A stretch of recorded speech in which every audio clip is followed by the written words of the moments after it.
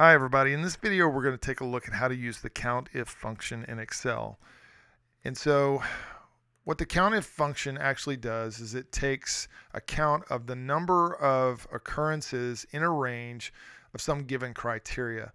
And in our simple example here, what we have is a column of different fruit names, and you can see there are several instances of each, like apple and banana, orange a couple of times here. And so we've created this table where we have each one of those criteria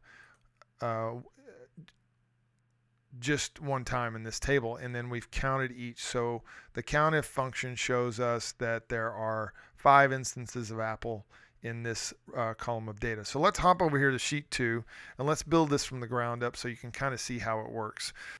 So we'll select E3 here and we'll type a equals and we'll type count.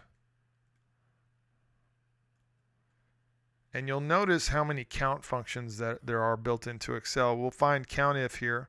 We'll double click that, and then the parentheses opens and it shows us the arguments that we need. We need first the range, which is simply the range of the data that you want to count. So in our case, it's going to be cell B3 through B19. So I'll select B3, then I'll hold the shift key down. I'll go down and I'll select B19. And by doing so, it selects that entire range. One other thing we need to do real quick before we move on to the next argument is we're going to type F4, press F4. And what that's going to do, and you'll notice the dollar signs, it's locking this cell reference. So when we copy and paste this formula down for the sake of efficiency, it will lock that range at B3 to B19 rather than shifting those down one cell as we go down each row, and it won't become B4 to B20, B5 to B21, and so on.